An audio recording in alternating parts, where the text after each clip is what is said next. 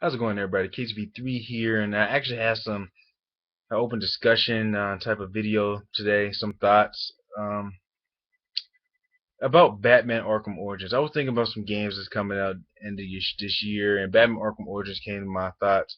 And I was thinking, how good would the game actually be? You know, the game is going to be good. I can stand that. I'm not saying anything about the game. To be honest, I am a Batman nerd. You know, I watch all the movies. I got all the videotape. I got all the games. I got everything. So, how good would the game be? You know, there's a lot of question marks going into this game when the game comes out, or the preview and upcoming to the games. Uh, Number one, Rocksteady's not making the game. Rocksteady was originally, the creator of Arkham City and Arkham Origins, no, Arkham Asylum. They did the game was very magnificent. The first game caught everybody's eyes. There's like when the Batman Arkham Origin game came out, no, Batman Arkham Asylum game came out, everybody, pretty much were thinking, yeah, it's another superhero games. There was not, that much superhero games that was actually pretty good. Exceptions for Spider-Man 2, Ultimate Spider-Man. That game was actually pretty interesting. Spider-Man the movie game, uh, the Amazing Spider-Man was pretty decent. It had some ups and downs, but it was pretty much an enjoyable game. But Batman Arkham Origin, Batman Arkham Asylum, took that to new lengths. Now, uh, Rocksteady, is not making this game. Warner Brothers is making this game. I think this is their first game. I'm probably wrong, but right now, uh, this is the first time I'm actually working with a superhero game.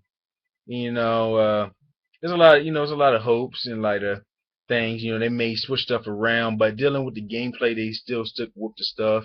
Arkham Asylum, Rocksteady in Arkham Asylum, they made this new gameplay gameplay mechanic and fighting. One button push on the buttons on the right hand side, triangle B, whatever. One punch did something.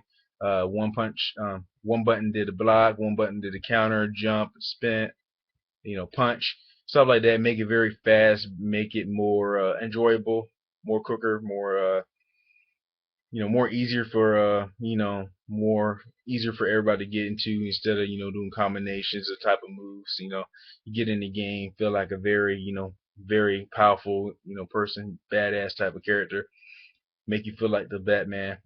And they're going to actually stick with it. Add stuff, layers onto it, like Arkham City did. If it's not broken, don't fix it. They just add more mechanics on top of those one button pushes. To enhance it a little bit, make it more enjoyable. Try to top that off, and that's what Arkham Origins is going to do. Number two is the voice actors: Mark Hamill, aka the Joker; Kevin Conway, aka the Batman; and the person who actually wrote the storylines for Arkham Origin games, Arkham Asylum and Arkham City, and also made some of the storylines in the 1980s and 1990s Batman comics. He will not be writing the storyline in this game. So those three main opponents, or three main characters you're missing.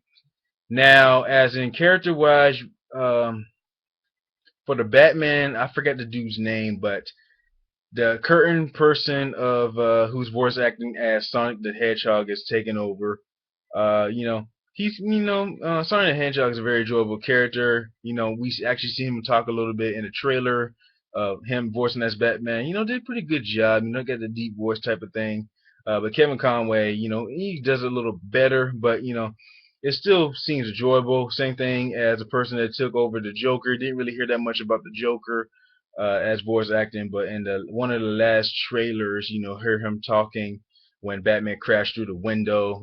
I think that was pretty cool. I think when he was fighting Copperhead, he got knocked into the window. I'm not really sure, but yeah, I think when he was fighting Copperhead, the newest trailer, he got knocked through the window. Um, and that's pretty much the two main things I had in there. But like I said, they're keeping the gameplay straight on. I hope they're not doing the same route um as the new Sly 4 developers. That game's, to me honestly, the Sly Cooper franchise is very underrated. Probably when it came out on the PS2 it was between those two big top dog games, Jack and Daxter and Ratchet and Clank. I'm not saying anything about those games, but Sly Cooper should be, mentioned within that as well.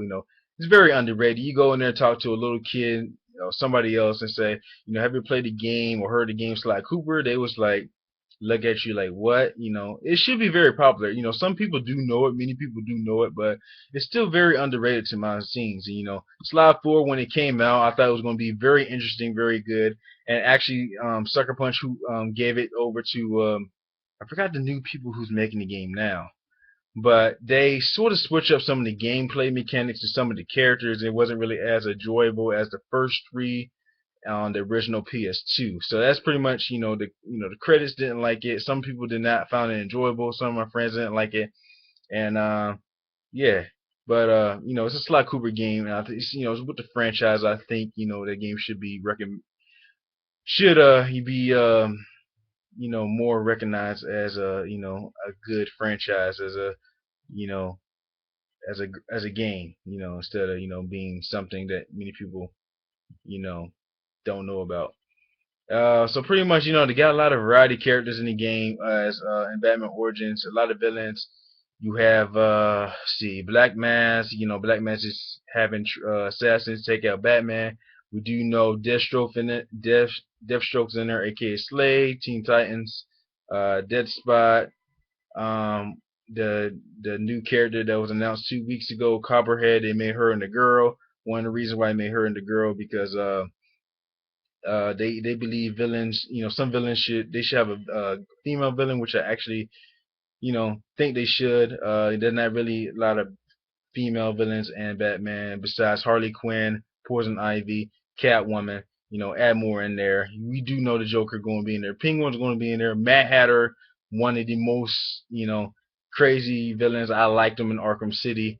He is actually going to be in the game. He's going to be a main character instead of a side character, and it's going to be impressive. So pretty much all I have to say, dealing with some of the voice acting, and they're still keeping, they're the new company making the games, but they're still going to keep the gameplay, adding more things onto the gameplay, have a lot of variety of characters. The storyline is going to be very advanced. It seems cool. It seems cool. So how good would the Batman Arkham Origins game be? Would it be bad? Would it be very better than Arkham Origins? I mean, will it be better than Arkham City? Will it be better than all two combined together? I think it's going to be very amazing. So, like, comment, subscribe. Thanks for watching my video. Let me know what you guys think about this topic. This game is going to be very big, and I just can't wait to see the scores and how well it's going to do. KZV3, as always, everybody, have a wonderful day.